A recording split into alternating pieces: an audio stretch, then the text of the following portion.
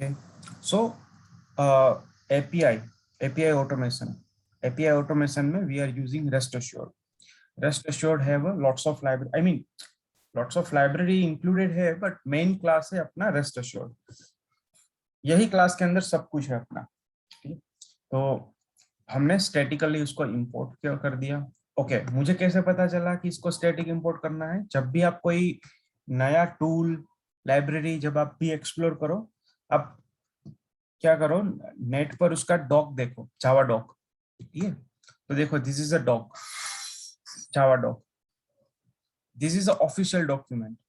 इसमें जो होता है वो मतलब इट्स फुल एंड फाइनल. तो आप देखो रेस्ट एश्योर्ड के अंदर अगर हम जाएंगे io.rest assured पैकेज के अंदर, तो उसके अंदर एक रेस्ट एश्योर्ड क्लास है. तो यहाँ पर बहुत सारा इसका इसका पेरेंट कौन है, ऑब्जेक्ट है, मतलब सब इंफॉर्मेशन होगा यहाँ पे. Everything see extend by object. And यहाँ पर सब एग्जांपल भी दिए हैं. But at the end of this description आप यहाँ पे देखोगे तो ये 14, 15 ये सब पॉइंट्स है. देखो ये पॉइंट्स ये क्या बोल रहे हैं. In order to use rest assured effectively, it's recommended to statically import methods from following classes. तो वो बोल रहे हैं कि it's recommended आप उसको statically import कर दो. किस को, io.rest assured, matcher and humcrest. ये तीनों को आप अगर आपको यूज करना है तो ये तीनों को आप स्टैटिक इंपोर्ट कर लो. तो अभी तक हमने रेस्ट एश्योर्ड यूज किया और मैचर यूज किया जो हमक्रेस्ट का है. हमक्रेस्ट is basically validation point of view से यूज होता है. तो दोनों को हमने स्टैटिकली इंपोर्ट कर दिया. Okay, see both are statically import. इसका जरूरत नहीं है. तो इस वजह से मुझे पता चला कि हाँ इसको स्टैटिकली इंपोर्ट करेंगे. तो थोड़ा जो भी लाइब्रेरी आप यूज करो ना, थोड़ा उसका थियोरेटिकल बैकग्राउंड जावा डॉक से या कहीं से भी इट्स गुड टू. अगर आपको पता है तो आप मिसगाइड नहीं होगे at the time of implementing. अभी हमने लास्ट सेशन में एक ओपन एपीआई का गेट एपीआई का कॉल ऑटोमेट किया था. ऑटोमेशन रेस्ट एश्योर्ड में बहुत इजी है. It's very easy. अगर एक बार आपको पैटर्न पता चल गया ना कि हाँ ये क्या पैटर्न क्या है, इसका चेनिंग मतलब कैसे चल रहा है, देन इट्स वेरी इजी. सबसे पहले हमें गिवन यूज करना है. ठीक है, उसके बाद गेट पोस्ट जो भी आपका एपीआई कॉल है वो एपीआई कॉल यूज करो. देन जैसे ही ये गेट एग्जीक्यूट होगा, ठीक है, इट मींस आपका एपीआई एग्जीक्यूट हो गया. आपका एपीआई एग्जीक्यूट हो गया. एपीआई एग्जीक्यूट होने के बाद बेसिकली नेक्स्ट स्टेप क्या होता है, रिस्पॉन्स. दो चीजें होती है, या तो रिस्पॉन्स कोड या तो रिस्पॉन्स पेलोड. ठीक है, स्टेटस कोड या तो रिस्पॉन्स पेलोड, दो चीजें रहता है. अगर आपको दोनों को वैलिडेट करना है इट्स ओके. अगर आपको either one of them validate करना है it's also okay. But basically API hit होने के बाद वैलिडेशन पॉइंट ऑफ व्यू से हम लोग लिखते हैं देन. क्यों then? Because then will return validatable response. जो क्लास है उसका ऑब्जेक्ट रिटर्न करता है. वैलिडेटेबल रिस्पॉन्स ऑब्जेक्ट का क्लास. और वो क्लास के अंदर सब कुछ लिखा है रहता है कि भाई कैसे वैलिडेट करना है, कौन कौन सी मेथड्स, ये वो सब. तो इसीलिए देन के बाद हमारा यूजुअली सब वैलिडेशन मेथड रहता है, मतलब वैलिडेशन पार्ट रहता है. गिवन के बाद अपना एपीआई कॉल यूजुअली रहता है. तो हमने तीन अलग अलग तरीके से देखा था. ये लास्ट में I was stuck where one method regarding contains has to, but अभी तक मुझे टाइम नहीं मिला है देखने का. I will check in weekend. तो मैं मंडे को आपको बताऊंगा because I have so many hectic schedule. तो मुझे नहीं टाइम मिला. आपका वो टेस्ट एनजी का एक क्वेरी था वो भी मुझे टाइम नहीं मिला. आज फ्राइडे है तो बेसिकली कल मैं सैटरडे आराम से सैटरडे संडे कभी भी I check.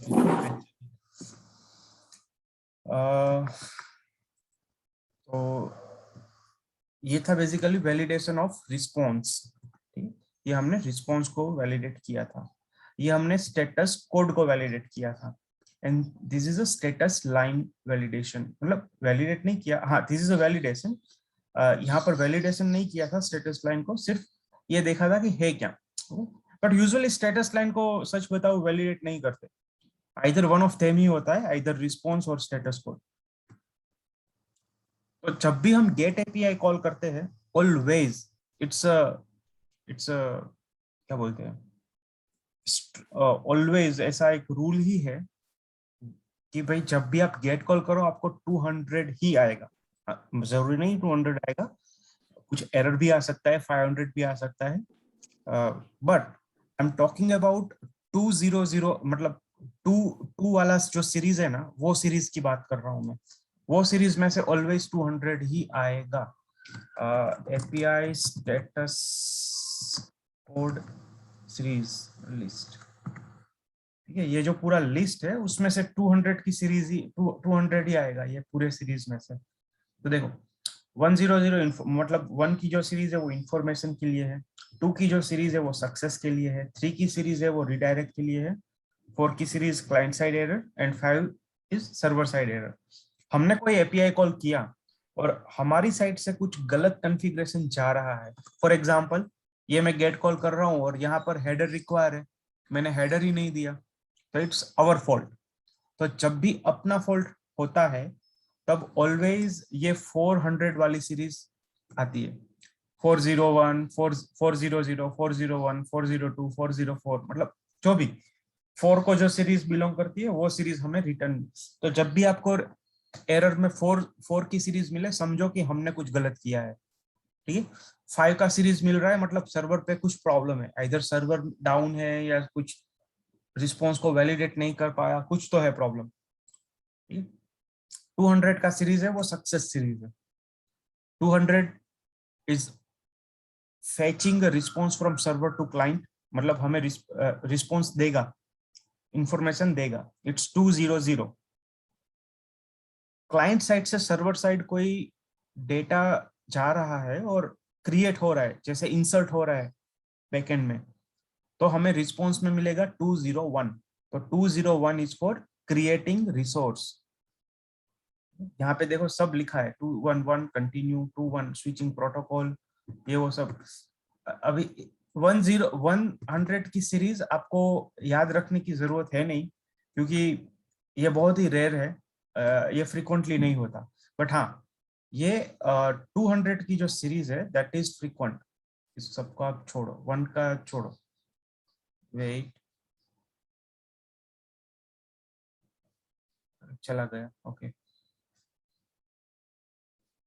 Here it is. ये 1 का आज तक मैंने देखा नहीं, 1 वन 2 का वन बहुत कम आता है, हाँ।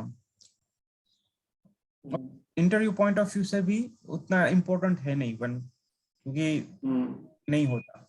अगर पूछे 1 का सीरीज तो सिर्फ इतना हाई लेवल बता दो कि भाई आई हैव ओनली आइडिया कि 100 सीरीज जो है वो that is for information point of view, कि हमें एपीआई का एंड पॉइंट का इंफॉर्मेशन मिलता है। उसके जो ड्रिल डाउन जो अलग अलग स्टेटस कोड है that I am not aware. कि हो फैक्ट ही बताओ कि भाई हाँ मुझे आइडिया है, बाकी नहीं पता। नहीं पता तो नहीं पता, मैं सीख लूंगा, बाकी ऐसे गोल गोल नहीं घुमाना है उसको। 200 okay, 201 create, 202 accept, 203 non authoritative information, ठीक है, उसका ये कंटेंट भी सब दिया है। सब आपको पता नहीं है तो चलेगा, देखो 200 याद रखो, 201 याद रखो, उसके बाद 204 याद रखो। ये 204 कब आता है पता है? जब आप डिलीट एग्जीक्यूट करते हो, डिलीट की एपीआई, तब 204 आएगा। जब आप गेट का एपीआई हिट करोगे 200 आएगा। जब post, put and page, sorry post and put, ये दोनों एग्जीक्यूट करोगे तब 201 आएगा। पेज में मैं श्योर नहीं हूँ वो 20 आएगा या 201 आएगा, I am not sure. I believe 200 ही आएगा, क्योंकि 201 मतलब तो क्रिएट हुआ, अपडेट में वो नहीं आता। इसमें आगे आएगा, मतलब इसमें कौन सा रिक्वेस्ट पोस्ट के लिए कौन सा स्टेटस है, गेट के लिए आगे कौन सा स्टेटस ऐसे है कहीं पे? मतलब होगा समझा? शायद कहीं पे, मतलब जैसे अच्छा जैसे अच्छा, आपने बोला समझा ना। समझा, नहीं होगा हाँ, नहीं होगा वैसा कुछ यहाँ पे इस डॉक्यूमेंट में नहीं होगा। वैसा बाइफर्केशन तो सही। पर कहीं नहीं मिलेगा mostly, but let me check. हाँ ये रहा, सॉरी ये है, देखो डिटेल लेवल पर जो है ना, ये पे यहाँ पे दिया है 200। उसने बोला है कि देखो unlikely 204 status code to response including the response body, the information return within the response is dependent on method use in a return. For example get is an entity corresponding to the request resource is sent to the response. Then head, get में 20 आएगा, head में 20 आएगा, post an entity describing or containing the result of actions. post में नहीं आता 200, एक second, post में 20, आता है पोस्ट में आता है। post में यस पोस्ट में 201 ही आता है, क्योंकि post is for data. Okay get है, तो देखो गेट में 201, सॉरी 200। अगर मैं पोस्ट एपीआई ये चलेगा या नहीं चलेगा, I am not sure, try 402 मतलब एक्सेस 9, मैंने टोकन गलत दिया होगा शायद। ओके कोई ऐसा get API I don't have physically, I don't have. मेरे पास एक पोस्ट एपीआई है, रन करके हाँ wait, होगा होगा होगा होगा, यहाँ से हम ले लेते हैं ना, कोई भी पोस्ट एपीआई है यहाँ से ले लेते हैं। तो नया एक एपीआई बनाते हैं और इसको बोलते हैं पोस्ट एपीआई है अपना। हाँ ठीक है, चलो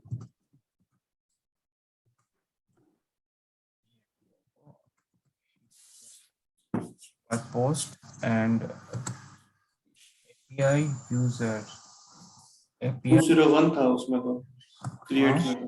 हाँ 201 रिस्पॉन्स कोड 201 आएगा।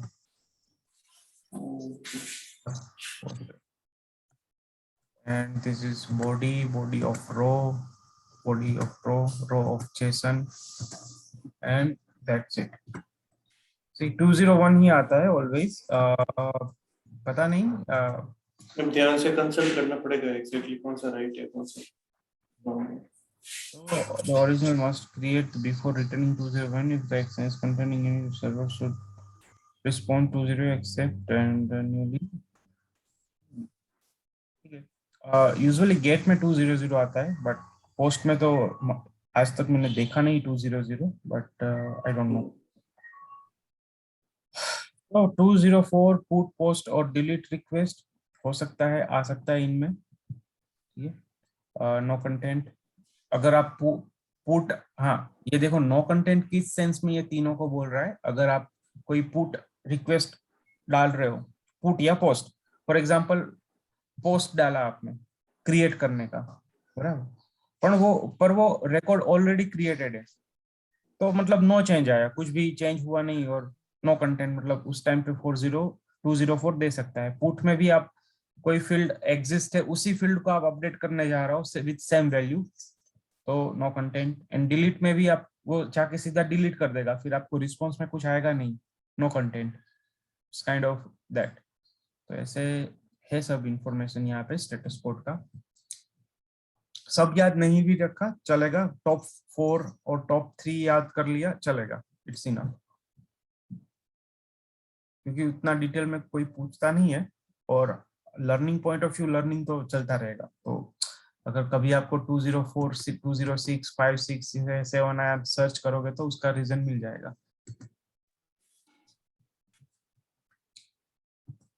Okay, so now before jump into the post API, let me configure some other way the same call। मैं अलग तरीके से कॉन्फ़िगर करता हूँ इसको। मैं यहाँ पे उसको एक वापस public static void get list users config ऐसा एक बनाता हूँ मेथड। अभी देखो यूजुअली हम लोग जब ऑटोमेशन करते हैं विथ रेस्ट एश्योर्ड, तो ऐसा पूरा पाथ नहीं देते, कोई भी एपीआई में गेट हो, पोस्ट हो, पुट हो, डिलीट हो, ऐसा पाथ यूजुअली नहीं होता। क्यों नहीं होता? क्योंकि देखो एपीआई मेन फोकस ऑटोमेशन में रहता है एपीआई का। एपीआई यूजुअली हर एक ऑर्गेनाइजेशन में आजकल they are expecting 100% automation of API. ठीक है, तो लेट्स से 40-50 अगर एपीआई रहा, 40-50 एपीआई को हमने ऑटोमेट किया, बराबर, तो वो 40-50 एपीआई का ऐसे 40-50 अलग अलग ऐसे कॉल्स होंगे। गेट के 10 कॉल, पुट के 10 कॉल, पोस्ट के 10 कॉल, वैसे तो हर एक कॉल के अंदर अगर मैंने ऐसा हार्ड कोडेड यूआरएल रख दिया, कल उठ के मैं क्यूए एनवायरनमेंट की बदले प्रोड एनवायरनमेंट या डेवलपमेंट एनवायरनमेंट पे रन करूंगा, then I need to go each and every URL और उसका यूआरएल चेंज करना पड़ेगा, right? So this is not the ideal way. Reason is as we discuss. दूसरा, दिस इज जो API आप देख रहे हो, this is a base URL, base path. Base path मतलब कभी कभी आप देखोगे कोई भी एपीआई में, एपीआई बेसिकली 3 चीजों में डिवाइड होता है। एपीआई जो है वो 3 चीजों के अंदर डिवाइडेड होता है। पहला बेस यूआरएल जो आप यहाँ पे देख रहे हो, ठीक है, वो एनवायरनमेंट टू एनवायरनमेंट अलग अलग रहता है। डेव एनवायरनमेंट का, क्यू एनवायरनमेंट का, प्रोड का अलग अलग होता है। उसके बाद द सेकंड जो आप ये देख रहे हो, that is a base path.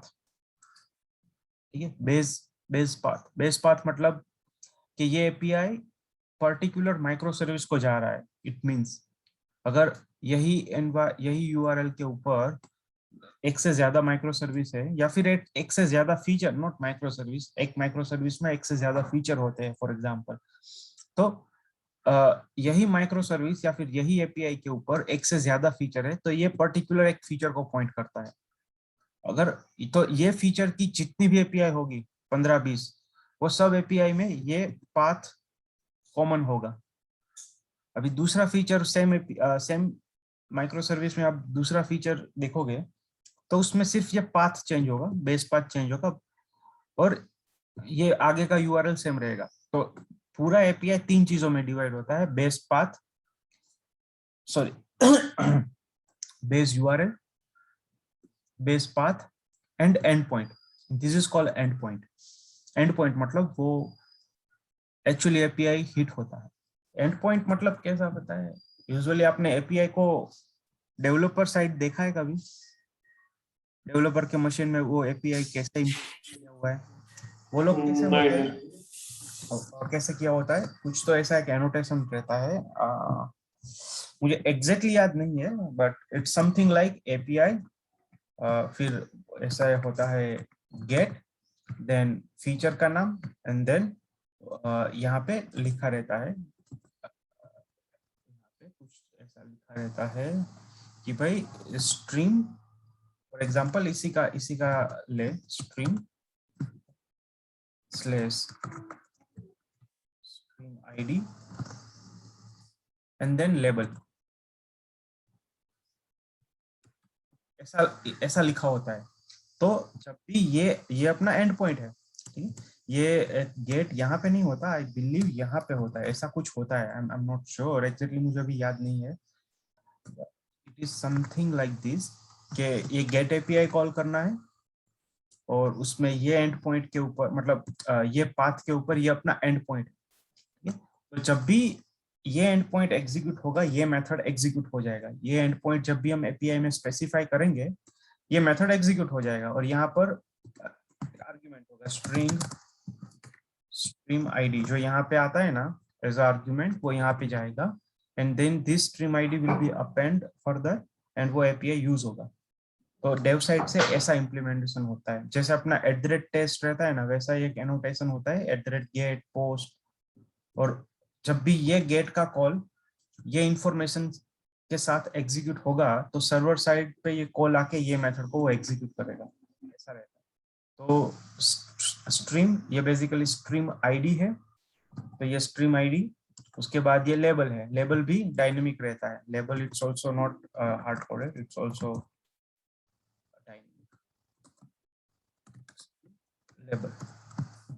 तो ये दो इंफॉर्मेशन यहाँ पे आई और वो एग्जीक्यूट हो गया। अभी आप समझो, यहाँ पे मैंने स्ट्रीम वन, मतलब यहाँ में नहीं, यहाँ पे मैंने ऐसा लिख दिया स्ट्रीम वन, तो ऐसा कोई एंड पॉइंट है, this is our and point. And point मतलब फाइनली वो रिक्वेस्ट वहां पे आके एग्जीक्यूट होगा, that is a and point. Road जहां पे खत्म होता है, that is a and point, that is a deadline.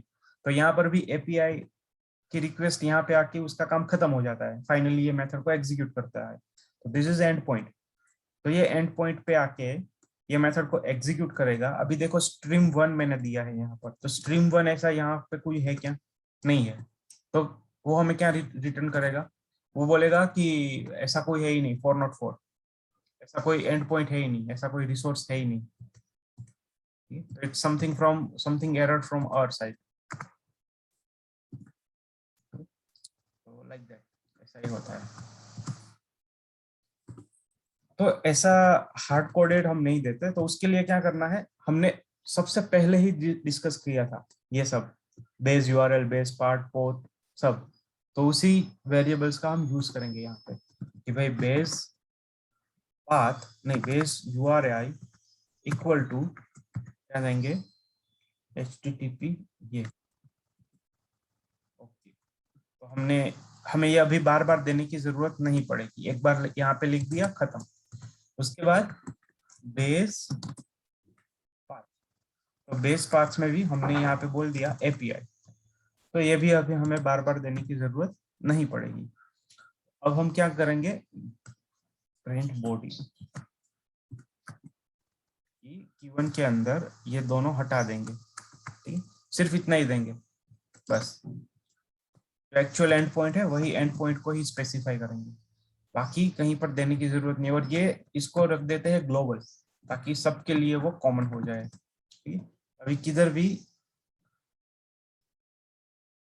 क्यों, अच्छा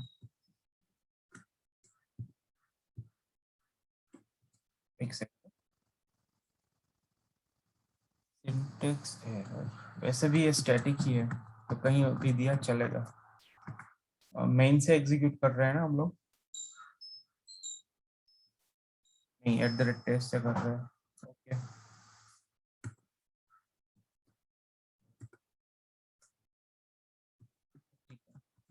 तो स्टैटिक की भी जरूरत नहीं है।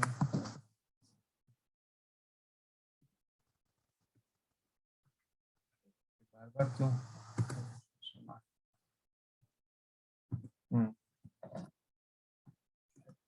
टेस्ट, तो हमें ये अभी बार बार देने का जरूरत नहीं है, एक बार लिख दिया तो फिर खत्म। अभी सीधा रन करेंगे तो रन हो जाएगा। इसको मैंने बंद किया गया,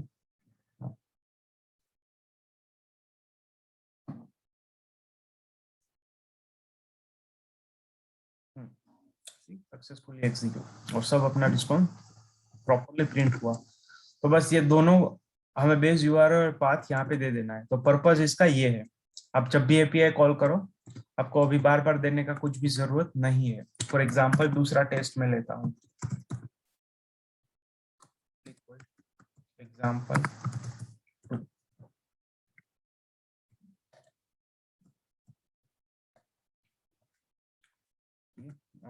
ये लिया, अभी एक सिंगल यूजर, इसका बार, तो अभी इसी को मैं कॉपी पेस्ट करता हूँ। अभी इसका क्या है, users/2, users/2। तो इसको प्रिंट नहीं करते, इसको बोलते हैं कि भाई बॉडी, बॉडी नहीं, हमें चाहिए हेडर डॉट हेडर्स, सब हेडर को प्रिंट करो, दैट्स इट। डॉट आप ही प्रिंट हो जाएंगे, ओके कि नहीं, एक सेकंड देखने दो, क्या रिटर्न कर रहा है, हेडर्स रिटर्न कर रहा है ये, नहीं ये हेडर्स रिटर्न कर रहा है as a list,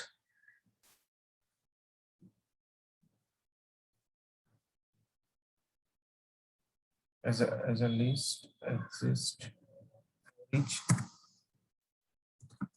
header equal to s out।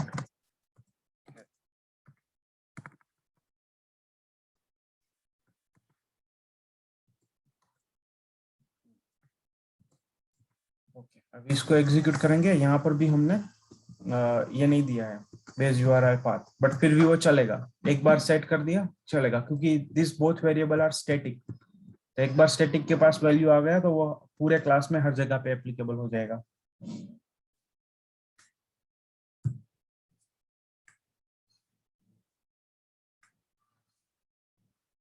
Connection diffuse,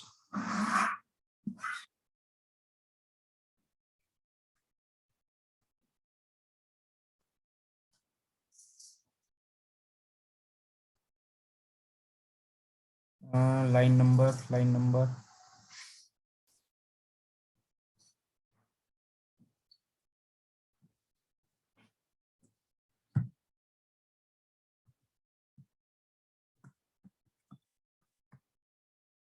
REST API .java line number 29। Okay, तो एक सेकंड मुझे दो, जस्ट अ मिनट।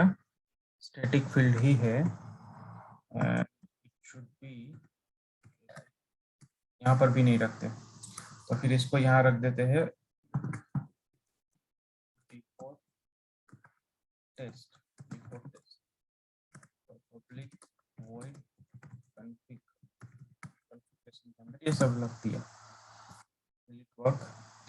तो अभी अगर गलत है तो दोनों एपीआई फेल आना चाहिए, ठीक है।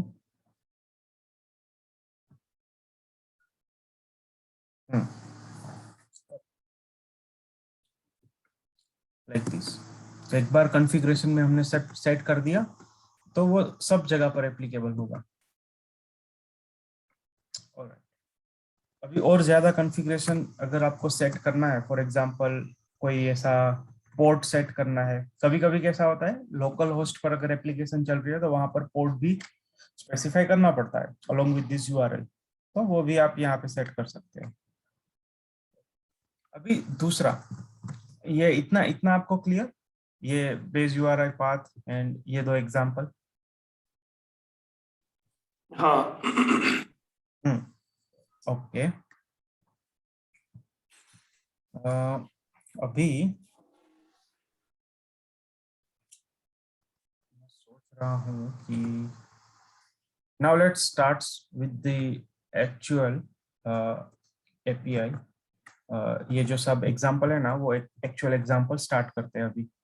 अपना फ्रेमवर्क में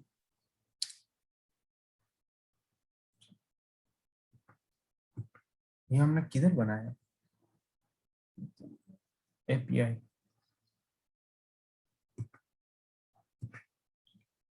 अच्छा, यहाँ पर है।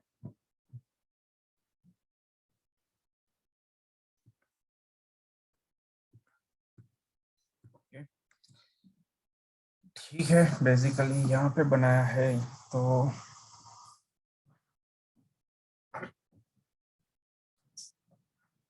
पहले एपीआई देख लेते हैं फिर उसका स्ट्रक्चर सेट करते हैं।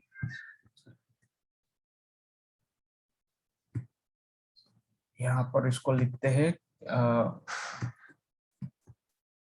गेट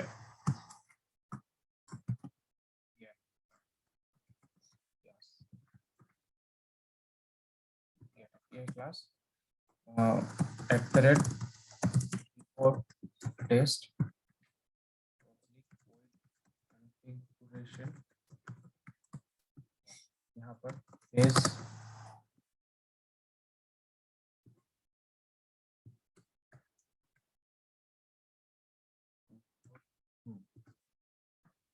यहाँ पर इंपोर्ट करना पड़ेगा कौन io.rest assured on, that is a static import।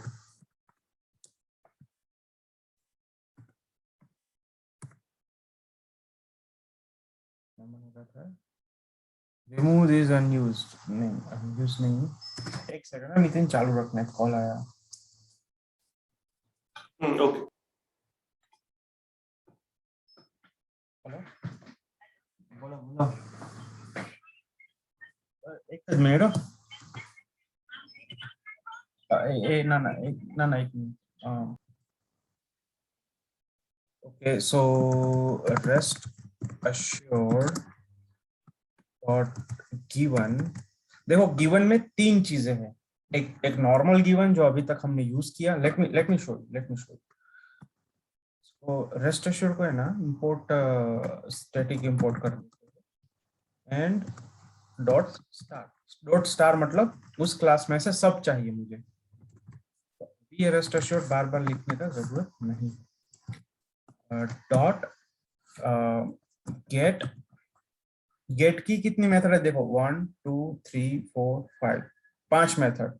तो ये हो गया get, post, put, patch, delete, option, head और क्या,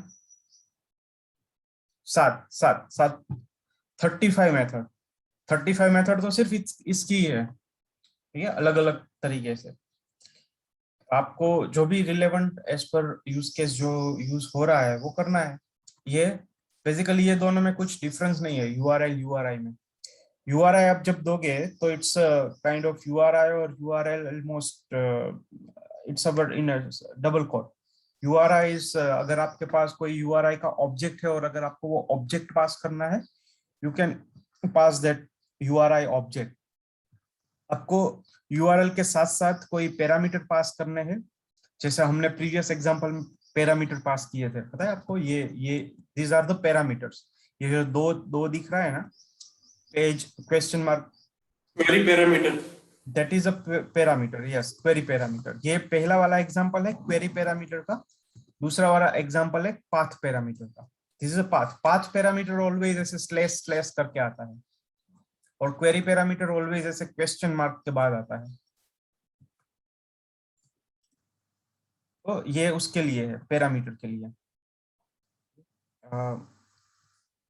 यस ये दोनों पैरामीटर्स के लिए ही है, पाथ पैरामीटर पाथ पैरामीटर।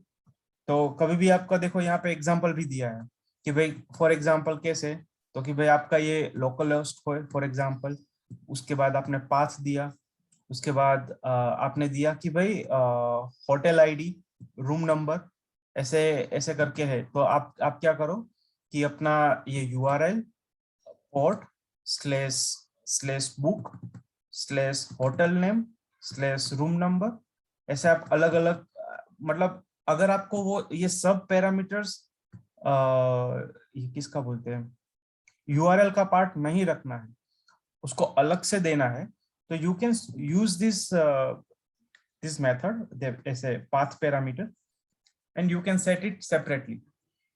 अभी सेपरेटली सेट करे या पाथ में सेट करे, क्वेश्चन ये आता है कि क्यों पाथ में सेट करे तो क्या प्रॉब्लम है, सेपरेटली क्यों सेट करना। तो कभी कभी कैसा रहता है वो जो पैरामीटर्स रहते हैं ना क्वेरी या पाथ जो भी है, वो कभी कभी डायनेमिक होते हैं कि भाई कोई डीबी में से पैरामीटर लिया या फिर कहीं से पैरामीटर आए और वो पैरामीटर हमने यूज किए और वो यूज, तो वो एक यूज केस हो गया। दूसरा, यूज करने से पहले कभी कभी वो उसको एनकोडिंग भी करना होता है, कभी कभी कोई कोई जगह पर ऐसा यूज केस रहता है कि उसको एनकोडिंग करके फिर अपेंड करो। तो ऐसे अगर पैरामीटर अपेंड करने से पहले अगर उसके ऊपर कुछ प्रोसेस करवानी है तो इस वजह से उसको सेपरेटली भी हम सेट कर सकते हैं, कोई प्रॉब्लम नहीं है वैसा। Okay so it's like that, URI हमने सेट किया।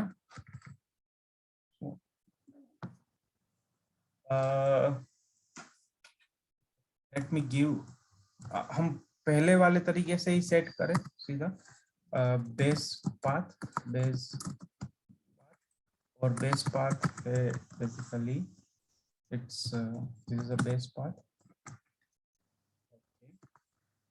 सेकंड बेस पाथ नहीं भाई, base URI, and then base path is equal to slash API। Slash यहाँ पे दिया है तो यहाँ पे वापस दूंगा तो दो दो बार स्लैश हो जाएगा, वहां पर देना है। या तो फिर यहाँ पे नहीं देता और इंस्टेड ऑफ दैट यहाँ पे दे देता हूँ। ये हो गया मेरा ये, and this is my actually before test, actual test नहीं है। यहाँ पर हम सेट करते हैं पब्लिक वॉइड example1, यहाँ पे हम सेट करते हैं, इसको बोलते हैं @test।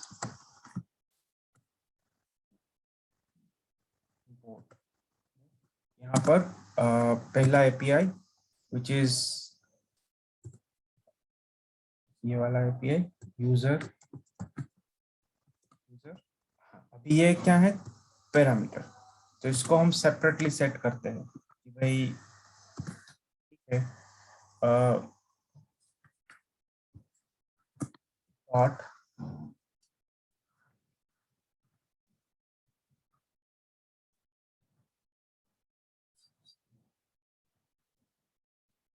एक सेकंड,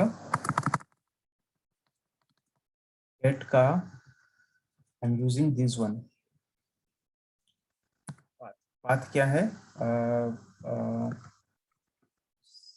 स्लैश यूजर्स, ये था ना स्लैश यूजर्स।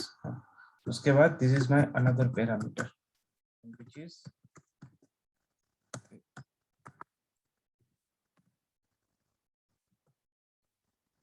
ओके। नाउ यहाँ पे खत्म, print pretty print correct, that's it. अपना एक सिनेरियो ऑटोमेट हो गया। अभी इसको एग्जीक्यूट करते हैं, कंट्रोल F11, फेल आया, ओके क्या फेल आया, invalid number of path parameter expected 0, it was 2, it 1, redundant path parameter are page equal to 2, so I think what it should be, चाहिए मैंने गलत सेट किया है,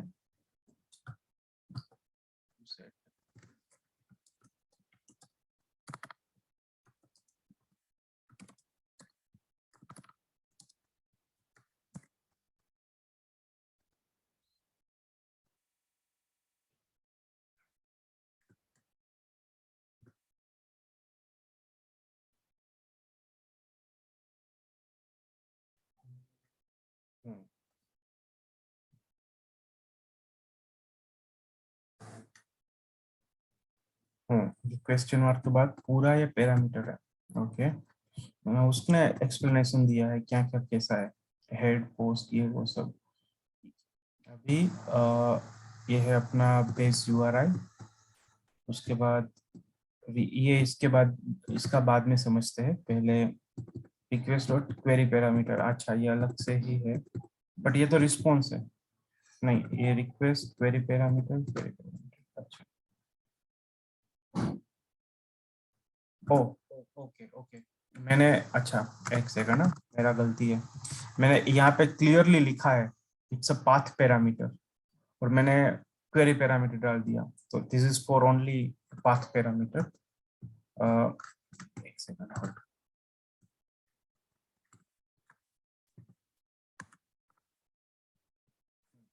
यहाँ पर गिवन डॉट क्वेरी पैरामीटर, तो यहाँ पर parameter name and parameter value, map का भी ऑप्शन है, और this is a string first parameter name and object first parameter value. तो देखो चार अलग अलग तरीके से मेथड दिया हुआ है, चारों का काम सेम है, बट कभी कभी कैसा रहता है कि कोई कोई पैरामीटर एक से ज्यादा होते हैं, कभी कभी एक ही होता है और अलग अलग फॉर्म में होते हैं, तो आपको जिस फॉर्म में देना है जितने पैरामीटर देना यू कैन। अगर आपको पैरामीटर एक फॉर एग्जांपल यहाँ पर तो question mark page equal to, यहाँ पे सिर्फ एक सिंगल वैल्यू है, बट अगर यहाँ पे ऐसा कॉमा सेपरेटेड वैल्यू होता तो ठीक, तो उसके लिए यहाँ पे दिया है कि पैरामीटर आप नाम दो पेज इक्वल टू करके, अगर आप मल्टीपल वैल्यू है तो आप कलेक्शन। आपकी आवाज ब्रेक हो रही है दीपक भाई, आपकी आवाज ब्रेक हो रही है। ओके एक मिनट होल्ड करो,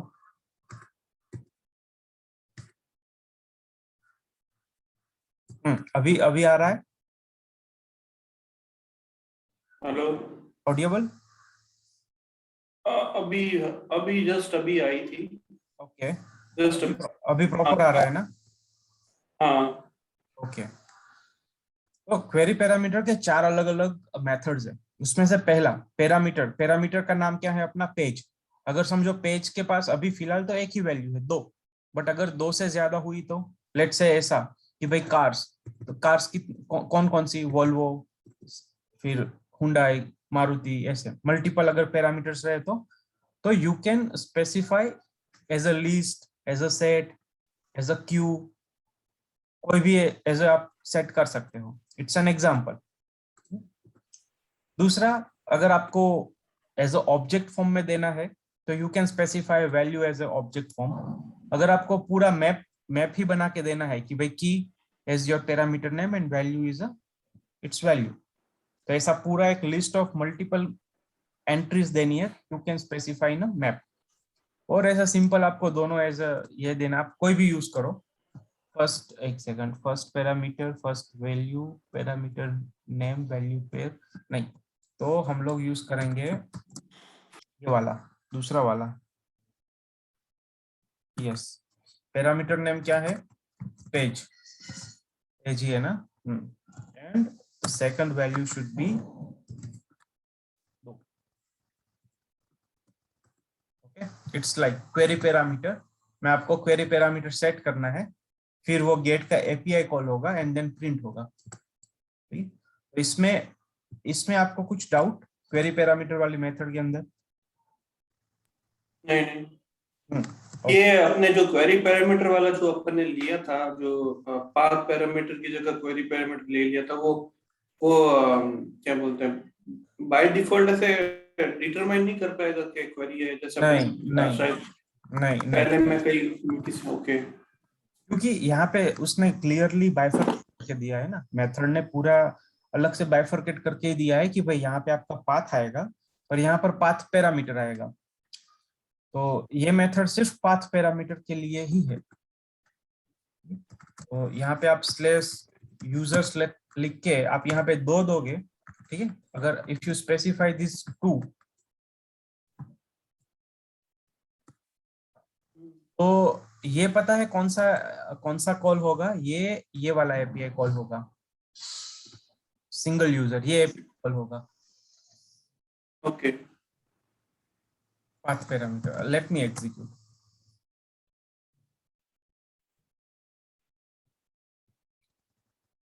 एक सेकंड, कुछ इनवैलिड नंबर कुछ तो है, एक सेकंड। जैसे क्वेरी पैरामीटर दिया वैसे फॉर्म पैरामीटर भी है, वैसे पाथ पैरामीटर भी है। तो ये कौन सा है?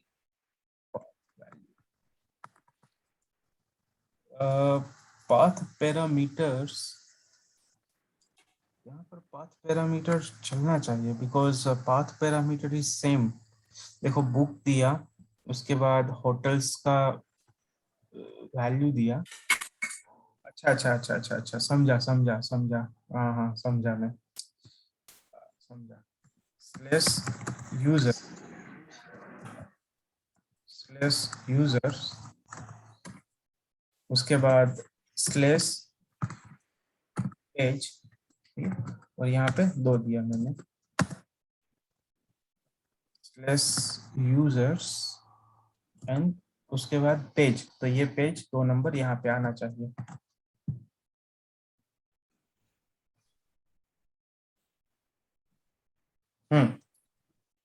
करेक्ट।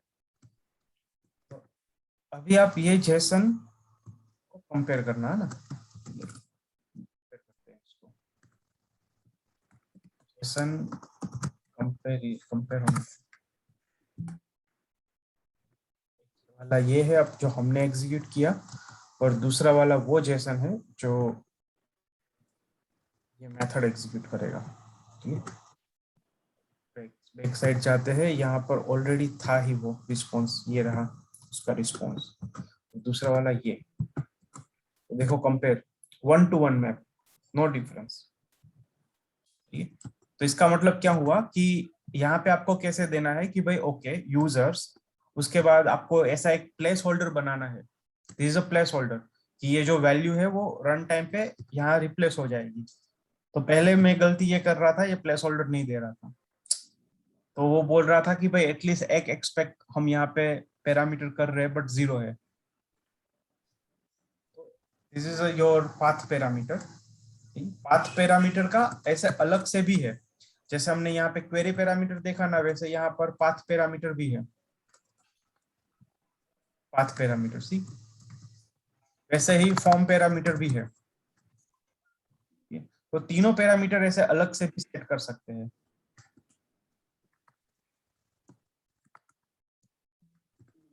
ओके।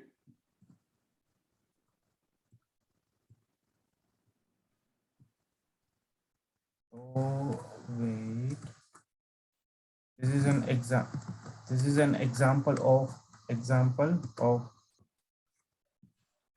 path parameter। वैसा ही एक दूसरा एग्जांपल बना देते हैं फॉर्म पैरामीटर, क्या बोलते हैं, क्वेरी पैरामीटर।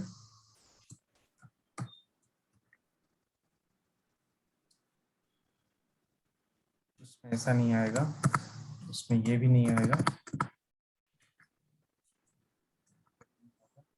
पहला वाला ये एग्जीक्यूट करते हैं, इसमें क्वेश्चन मार्क है तो यहाँ पर आएगा और क्वेरी में बेसिकली नाम आ जाएगा पेज एंड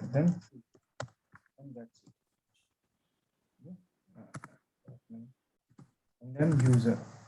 तो example, let's execute. Question mark की जगह अपन ने क्वेरी पैरामीटर लिख दिया। हाँ बराबर, क्वेश्चन मार्क की बदले हमने क्वेरी पैरामीटर डाल दिया, क्वेश्चन मार्क की सब वैल्यू। तो देखो ये सब, ये जो सेकंड रिस्पॉन्स आया दैट इज पेज 2 का है, सी। एंड वैसे का same to same path parameter का है। पाथ पैरामीटर का अगर मुझे कहीं पर दिखे तो मैं बताता हूँ आपको, बट यहाँ पर पाथ पैरामीटर का कोई एग्जांपल है नहीं। तो path parameter is also very similar, कुछ नहीं है। तो ये आ गया। अभी देखो ये दोनों में कॉमन चीज क्या है, वेरिफिकेशन। दोनों में कॉमन चीज है वेरिफिकेशन। तो यहाँ पे अगर मैं लिखूंगा कि भाई देखो एग्जीक्यूट किया, ओके, देन है ना, आप वेरीफाई करो स्टेटस कोड कि भाई वो 200 ही होना चाहिए, 2000 ही होना चाहिए। तो दोनों में मैं ऐसा लिख देता हूँ कि भाई देन ये होना चाहिए। लेट्स सी, दोनों को 200 मिल रहा है।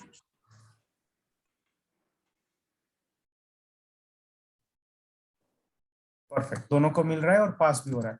अभी देखो ये दोनों में कॉमन चीज है, हो गया स्टेटस कोड वेरिफिकेशन, बराबर।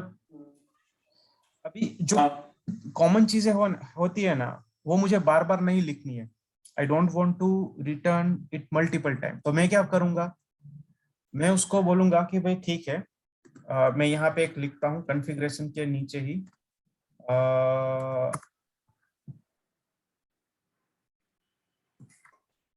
यहाँ पे लिख देता हूँ, चलो, रिस्पॉन्स बिल्डर, रिस्पॉन्स स्पेसिफिकेशन या बिल्डर, रिस्पॉन्स स्पेसिफिकेशन शायद नहीं, response builder equal to response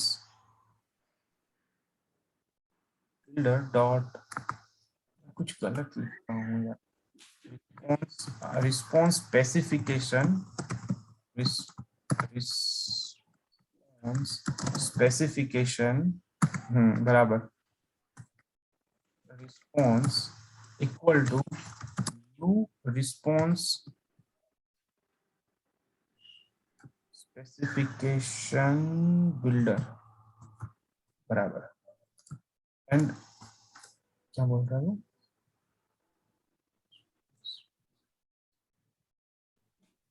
या तो फिर इतना लंबा क्यों मैं लिख रहा हूँ, एक सेकंड, स्पेसिफिकेशन, दैट्स इट। उसने इंटरनली सब बना कर ही दिया है तो सीधा वही यूज करते हैं। रिस्पॉन्स स्पेसिफिकेशन के अंदर मैं ऐसा बोलता हूँ कि भाई देखो स्टेटस कोड मुझे 200 होना चाहिए, ठीक है, my status code should be 200। तो अभी गेट करने के पहले देखो गिवन के अंदर मैंने डिस्कस किया था ना, गिवन 3 टाइप की मेथड है। Given simple, given with request specification, given with ये भी request specification and response specification, ये 2 है। तो रिक्वेस्ट सेंडर, तो ये वाला सेट करते हैं। रिक्वेस्ट स्पेसिफिकेशन तो कोई है नहीं, रिस्पॉन्स स्पेसिफिकेशन ये रहा। तो आप ये वाला मेथड यूज करोगे ना, तो आपको अभी बार बार ये स्टेटस कोड ये लिखने का जरूरत नहीं, ये आपको लिखने का जरूरत नहीं है, क्योंकि वो ऑटोमेटिक हो जाएगा चेक अपने आप। With query parameter it pass to receiver dot get, सीधा गेट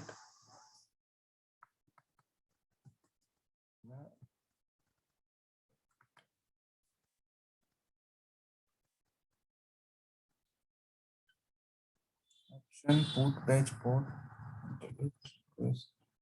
रिक्वेस्ट का ये मेथड है एंड क्वेरी पैरामीटर बंद हो गया चलना। There must be some other way that I can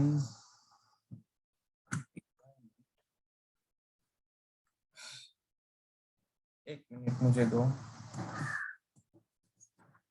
अगर मैं ये नहीं लिख रहा हूँ तो query parameter it's working fine. अगर मैं ये लिखता हूँ तो पैरामीटर ब्रेक हो, ओके क्वेरी पैरामीटर है किधर, रिक्वेस्ट स्पेसिफिकेशन का पार्ट है। ओके तो रिक्वेस्ट स्पेसिफिकेशन में मुझे ये सेट करना होगा।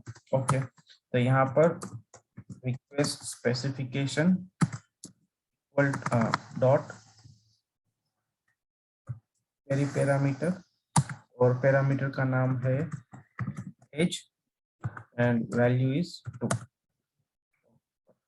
तो फिर अभी क्वेरी पैरामीटर का जरूरत नहीं है। Request specification and response specification. देखो पहले सबसे पहले समझते हैं रिस्पॉन्स स्पेसिफिकेशन। तो ये response specification is object, static object है। ठीक है, यहाँ पे देखो यहाँ पर है response specification equal to new request specification, और ये ऑब्जेक्ट बना। ऑब्जेक्ट बनने के बाद हमने उसको बोला कि भाई एक्सपेक्टेड स्टेटस को 200 फील्ड, मतलब ये रिक्वेस्ट स्पेसिफिकेशन अभी जहां जहां जो भी गिवन में पास करेंगे ना, बराबर वहां पर हमें वो लाइन लिखने का जरूरत नहीं है स्टेटस कोड 200, स्टेटस कोड 200, वो अपने आप वैलिडेट कर लेगा। तो अगर कोई भी रिस्पॉन्स आ रहा है और रिस्पॉन्स में हमें हर एक रिस्पॉन्स में ये ऑलवेज वैलिडेट करना ही है कि भाई उसका स्टेटस कोड ये होना चाहिए, उसका हेडर में ये content type equal to JSON होना चाहिए या एक्सएमएल होना चाहिए। ऐसे बाय डिफॉल्ट सब वेरिफिकेशन जो हमें लिखने हैं ना, वो सब वेरिफिकेशन हम रिस्पॉन्स स्पेसिफिकेशन में सेट कर सकते हैं।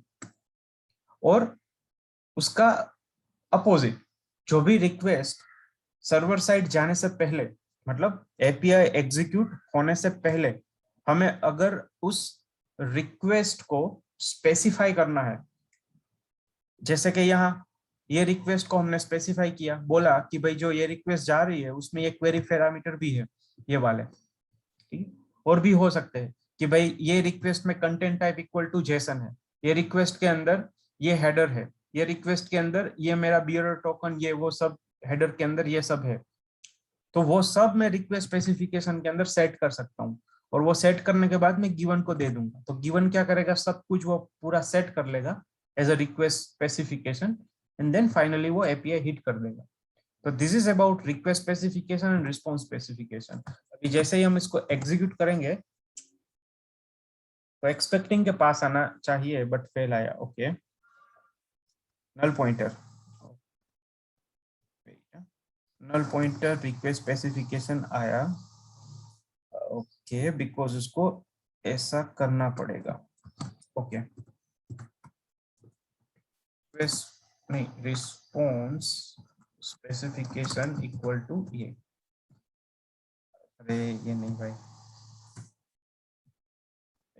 होल्ड करना, new response specification builder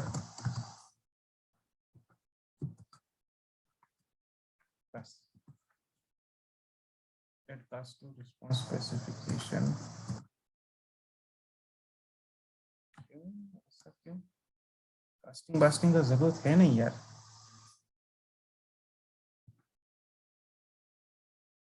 class cast तो डेफिनेटली आएगा ही. एक सेकंड. इट शुड हाँ रिस्पॉन्स स्पेसिफिकेशन ना. Response specification. रिस्पॉन्स ये कौन सा है? Response specification and response specification कर गया. हाँ रिस्पॉन्स स्पेसिफिकेशन. ये तो इंटरफेस है, इसके अंदर सब वैल्यू ही होगा. मेन क्लास जो है, this is not interface, this is class builder, this is class.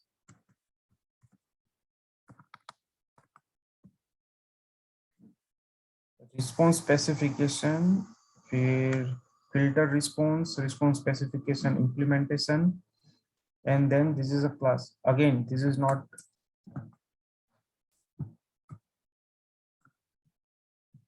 it should be class. हाँ क्लास ही है बराबर. और ये क्लास किसको इंप्लीमेंट करता है, एक्सटेंड कर रहा है? देखो जरा, ये क्लास किसी को भी नहीं. ठीक है, ये क्लास के अंदर ये एक है बेसिकली ये क्या बोलते हैं, रिस्पॉन्स स्पेसिफिकेशन इम्प्लीमेंटेशन. ठीक है, और ये क्लास किसको इम्प्लीमेंट कर रहा है? ये क्लास इम्प्लीमेंट कर रहा है फिल्टर को. ठीक है, फिल्टर. हाँ बराबर. ओके, तो just sec of instead of that spec क्या होगा? रिस्पॉन्स स्पेसिफिकेशन डॉट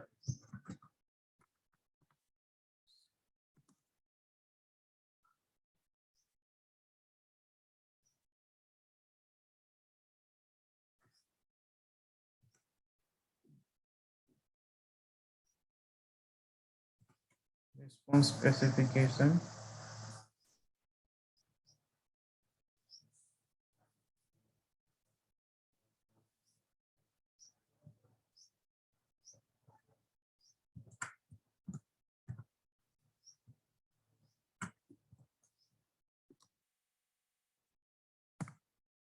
स्पेसिफिकेशन ही आ रहा है.